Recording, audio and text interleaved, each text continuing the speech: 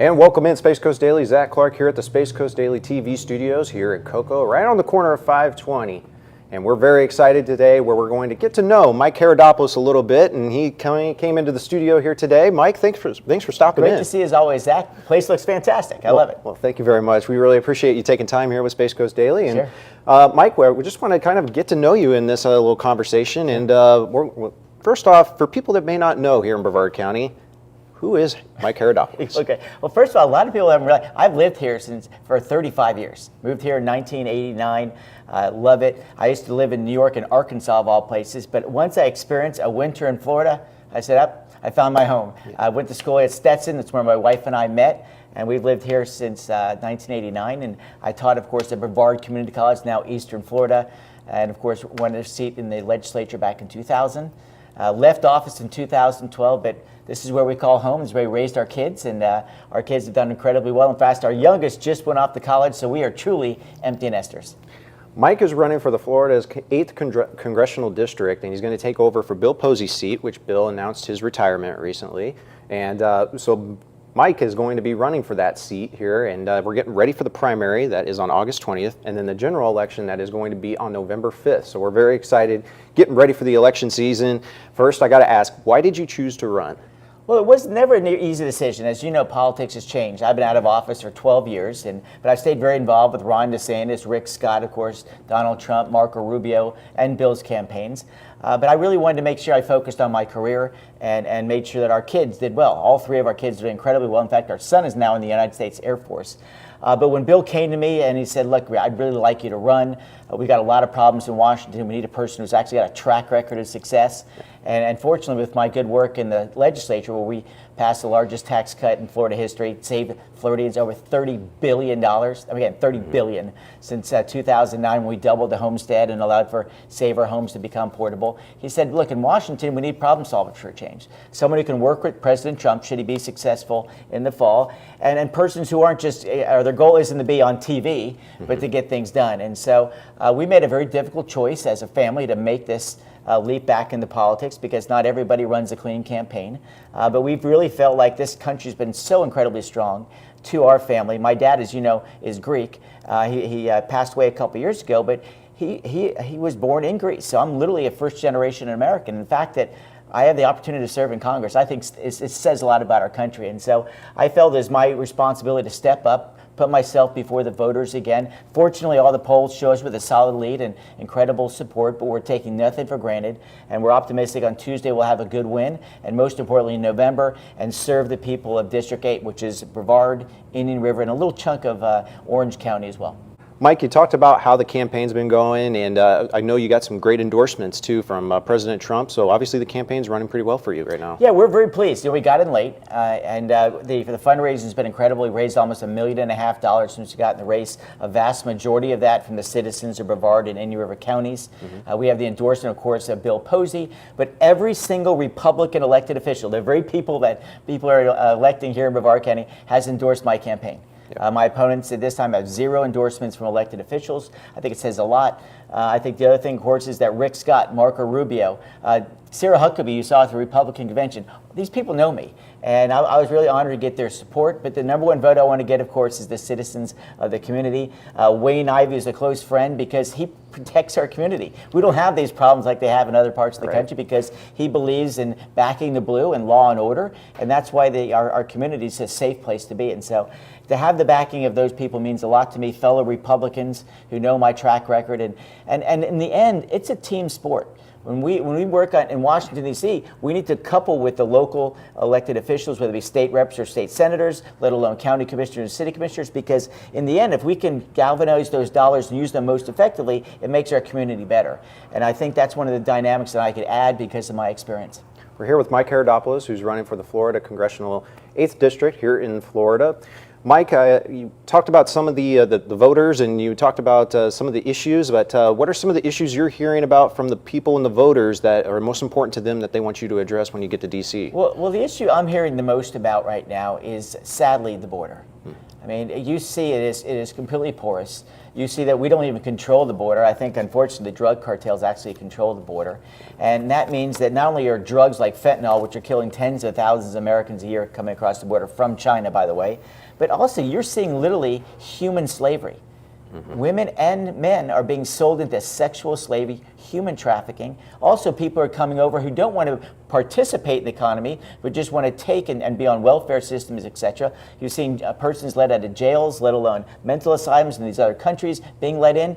And yet, we don't let in people who can actually contribute to society. People waiting 3 and 4 and 5 years to become American citizens who have skills to improve our economy, they're being denied. So you're having a little situation where people are cutting in line and being rewarded for it, and the people we want to bring in who want to assimilate and become Americans are being denied. And so I still believe in immigration, but let's have a smart immigration, and let's make it merit-based immigration so that the best and the brightest come to America, make our country even better, and not allow people to come in who are taking from society, which is all too common.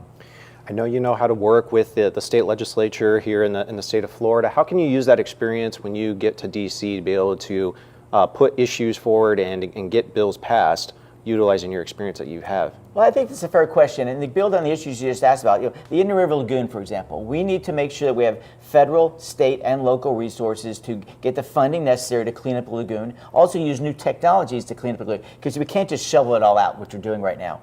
And so that's important. And Bill Posey is created what's called the Estuary Caucus. It's a bipartisan caucus, because what we have here in our community is not exclusive to this area. It's happening across the country. We need to solve that problem, that water quality issue. The other great news is that the Space Center is taking off, literally. I mean, SpaceX, Blue Origin, all these amazing companies right in our backyard. When 12 years ago, when I was there, a lot of people thought it'd go the way of the dinosaur. Instead, we have made this work once again, and that's again where it's a federal, state, and local component, giving the incentives so that we become the true space center, not only of the United States, but the world, because places like Alabama, California, and other states, let alone other countries, are trying to steal that technology or steal those jobs. We need to offer incentives and make sure that our kids get those jobs at the Space Center. If people want to find out more information about you, Mike, where can they go, and got a website? Yeah, we do. My website is Mike4Congress.com. You go to Mike4Congress.com. You'll find out where I stand on all the big issues, whether it be border security, taxation, healthcare, you name it. And it's really expressive there. People to be more forthcoming. I don't like when people just talk in cliches. Be very selective in what you're saying. Be very descriptive, because people deserve to know, because in the end, we'll be spending their money. And that's what I like about our campaign. Whenever I was asked in some of the debates, and you can actually find some of these online, I was asked specific questions. I would say, I did this, or I did that, or this is exactly what I do. And some people just talk in cliches like, I'm for the Constitution, or we the people. And what does that mean? I mean, anybody can say it. I mean, a libertarian or a communist can tell you that. So the idea is that we want to be really clear. And I point to a couple things as we close. One is, when the governor of the state of Florida, I was in the legislature, tried to allow legal immigrants to vote, I said no. I fought him alone, the governor of Florida, and I won. When we faced that big property tax crisis about 15 years ago, I literally led the fight across the state, held town hall meetings, and we passed a constitutional amendment that reduced property taxes by doubling your homestead, allowing for saver homes to be portable. That saved, again, $30 billion back in consumers' pockets. That grows the economy. And finally, when I was leader of the Senate, we had a $4 billion government shortfall. And everyone's like, oh, you got to raise taxes to make it up. And I said, hell no, we can't afford that. So what did we do? We cut government spending. Those are the three things we need to do in Washington, D.C. Take on illegal immigration, we need to cut taxes, and we need to balance budgets by spending less, not taxing more. And that's what I did in Tallahassee. I became the leader of the Senate, as you mentioned earlier, and that's what I can do in Washington. I want to offer my services to make sure we get things done. I'm not going to be out there tweeting on everything or trying to get on TV every day. I'm going to be working behind the scenes every day to get this country moving again and to keep the bad guys out and bring in folks who can help this economy. That's what we need to be doing as Americans. And please, whether you vote for me or not, get them vote too. I mean, it's your voice, and I'm really optimistic we're going to win on Tuesday, more importantly in November. And I'm optimistic Donald Trump, who some people I understand don't like, but the guy got results on some of the issues we just talked about. So I hope they'll vote for him as well in November. But a lot of challenging things, Zach. I'm optimistic. Campaigns are dog eat dog right now, but it's just so exciting to have the support of people here in Brevard and Indian River counties. The polling shows us in a good spot, but I'm optimistic Tuesday will be a good day for us. He's Mike Haridopolos, running for Florida's 8th Congressional District.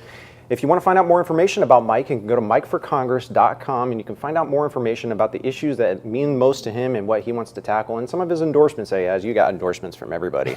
Yeah. I mean, I can go look through your endorsement list and not find one that you don't have. Well, thank you. It's a real honor to have those endorsements. Thanks, Zach. Appreciate that. Mike Haridopolos, thank you very much. And thank you for Space Coast Daily for tuning in here today. Stay tuned for more political coverage here as we get ready for the primary and the general election on November 5th. It's only a short time away, and we're very excited here at SpaceCoastDaily.com. Stay tuned for more information.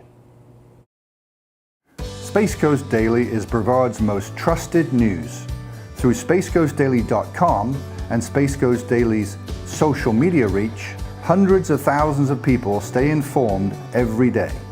Through Space Coast Daily's unmatched digital reach with the Space Coast Daily's direct mail newspaper and Space Coast Daily the magazine in print, our loyal and engaged viewers enjoy free local news they can trust every day, and all at no charge thanks to our successful advertising clients, and also at our special events at Space Coast Daily Park in Vieira, where hundreds of thousands of people see our clients' advertisements. Call today to get your message seen on Space Coast Daily and take your business to new heights. Get launched with Space Coast Daily. Call 321-323-44